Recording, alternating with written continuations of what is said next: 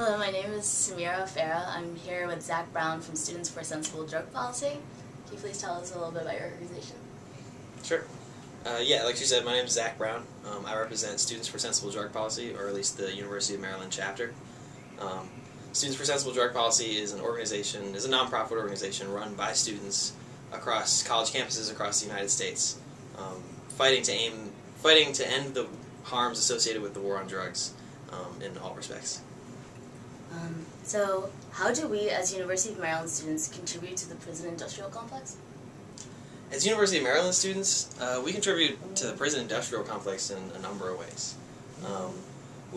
The school as an organization writes contracts and has contractual obligations to the prison industrial system. We go through the prison system to get things like chairs, other supplies, because they're cheaper. How else do we contribute? We also pay for different members of the prison system their salaries. For example, we have a full-time staff member, staff or faculty member, assigned to doing drug testing, for example. So, if a kid gets caught on campus with some kind of, or in some type of drug-related situation, they could be tested for, I think, 2 years. It's around 2 years usually, with mandatory drug testing that both they pay for and a member of the staff is paid fully for. So what are the repercussions for students caught with possession of marijuana or caught dealing? On campus? On campus. We have a huge disparity as far as punishments for marijuana possession on campus with relation to things like alcohol possession, for example, or when compared to. Take alcohol, for example, on campus. Underage alcohol consumption is illegal, straight up. And on campus, that's considered a Class B violation. That's equated to disturbing your roommate while they're trying to study. Now, the punishment, as a lot of college students will know, is not very harsh for underage alcohol possession on campus. It's about a slap on the wrist. You get like a couple write-up warnings, and then maybe they'll recommend you for possible housing suspension. Now, on the flip side, marijuana possession on campus is a Class A violation. That's equated to arson, assault, and rape.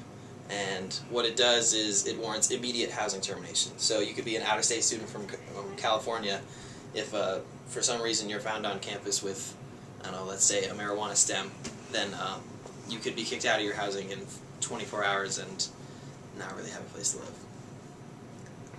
Why should students really care about this disparity? Why should students care about this disparity? Well, I mean, this affects everyone.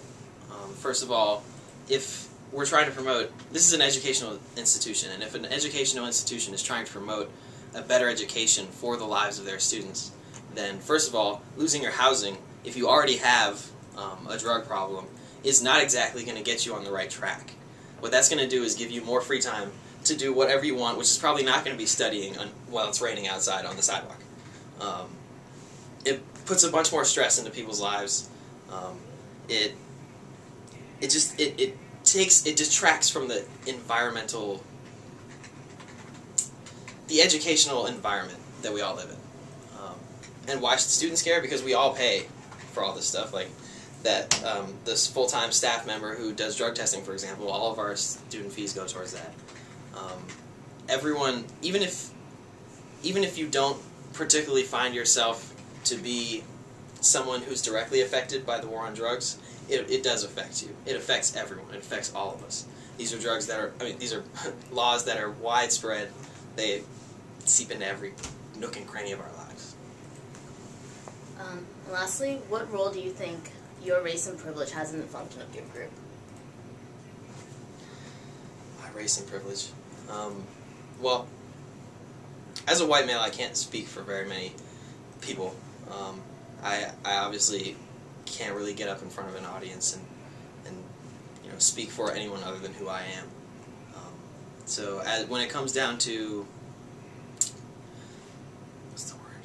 I guess like legal proceedings and stuff like that, I find it to be pretty, let's say, it'd probably be pretty easy for me to use my class and, I guess, race and privilege to, I guess, be heard in a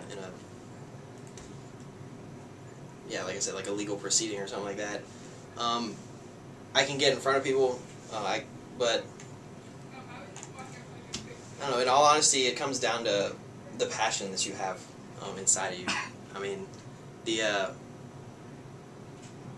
it's like the look in your eyes that you give people is really what I think what counts. And it's impossible for, like I said, it's impossible for me to speak for people who I don't, I guess, represent, or people who don't associate themselves with me if they just see me on the street.